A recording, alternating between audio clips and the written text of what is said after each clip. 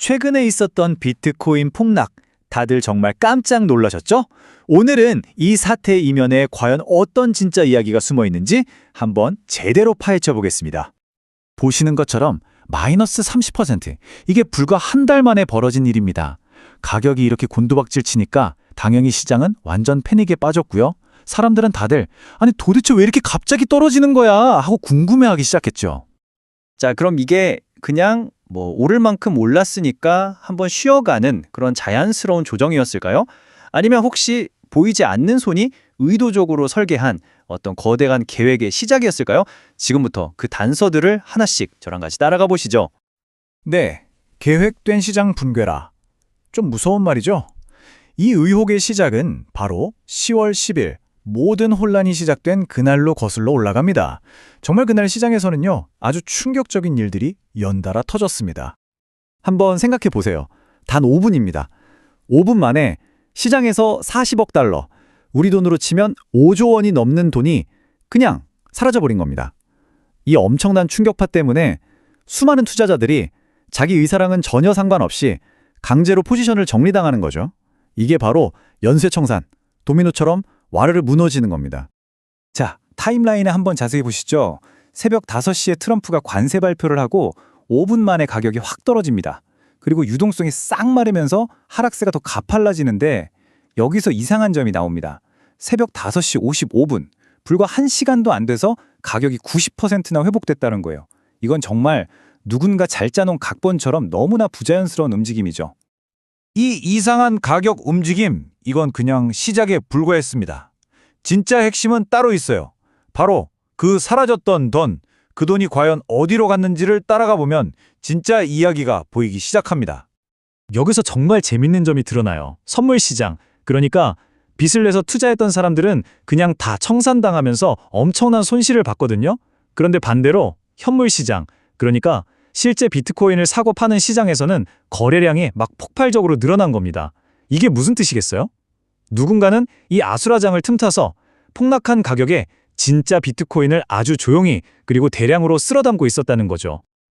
그리고 이런 의심은 온체인 데이터, 그러니까 블록체인에 남는 거래 기록을 보면 거의 확신으로 바뀝니다. 오랫동안 비트코인을 쥐고 있던 소위 장기 보유자들이 던진 4만 개의 물량이 시장에 나오자마자 어마어마한 돈을 가진 새로운 지갑들 속으로 순식간에 빨려 들어간 게 그대로 포착됐거든요.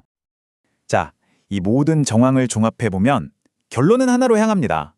이번 폭락은 그냥 개인 투자자들이 무서워서 던지는 그런 패닉 셀링이 아니었다는 거죠. 오히려 시장에 낀 거품, 즉 과도한 비투를 싹 정리해버리고 새로운 세력이 주도권을 잡기 위한 아주 계획적인 리셋 작업이었다는 분석에 힘이 실리는 겁니다. 아니 그러면 도대체 누가 어떤 방법으로 이렇게 거대한 시장을 자기들 마음대로 움직일 수 있었을까요? 그 배후로 지목되는 건 바로 월스트리트입니다. 지금부터 그들의 아주 정교한 비밀 작전, 그 플레이북을 한번 들여다보겠습니다. 이들이 쓰는 핵심 무기, 바로 베이시스 트레이딩이라는 겁니다. 좀 어려운 말 같지만 간단해요. 선물 시장이랑 현물 시장에 가격 차이가 벌어질 때 그 틈을 이용해서 돈을 버는 아주 고도의 전략입니다. 말하자면 시장의 불안함과 공포, 그 변동성 자체를 돈 버는 기계로 만들어버리는 거죠. 자, 그럼 이 사람들이 어떻게 폭락을 만들어내는지 그 4단계 작전을 한번 보시죠. 1단계, 공포를 만듭니다. 블랙록 같은 대형 현물 ETF를 갑자기 대량으로 팔아치워서 인위적으로 가격을 떨어뜨려요. 2단계, 이 패닉을 이용합니다. 겁먹은 개인들이 막 던지기 시작하면 이들은 반대로 선물 시장에서 아주 큰 규모로 매수 포지션을 잡는 거죠. 3단계, 움직임을 감춥니다. 데이터만 보면 ETF에서 돈이 빠져나가니까 큰 손들이 떠나는구나 싶지만 사실 그 돈은 선물 시장으로 슬쩍 옮겨간 것뿐입니다. 마지막 4단계, 수익을 챙기고 다시 반복합니다. 선물 거래로 엄청난 돈을 번 다음에 다시 ETF를 사들이면서 마치 시장이 회복되고 있다는 그림을 만들어내는 거죠. 정말 치밀하죠? 실제로 당시에 블랙록 ETF에서 24억 달러가 빠져나갔다, 이런 뉴스가 나오면서 시장 공포가 극에 달했었죠. 하지만 방금 우리가 본 그 플레이북을 생각해보면 어때요? 그 돈 정말 시장을 떠난 걸까요? 아니죠.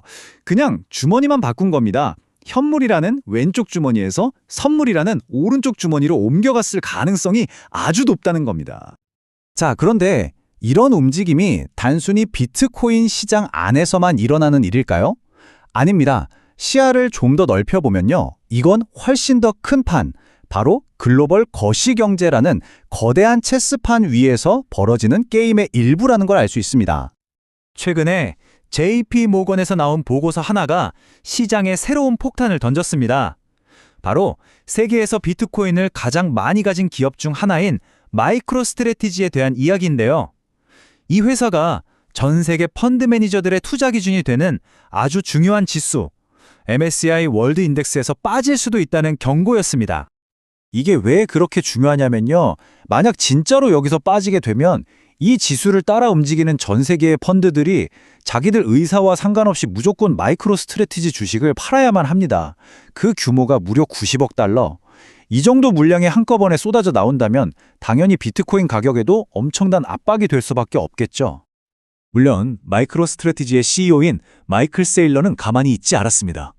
우리는 그냥 비트코인만 가진 회사가 아니라 비트코인을 중심으로 새로운 금융을 만들어가는 혁신 기업이다. 이렇게 반박하고 나섰죠.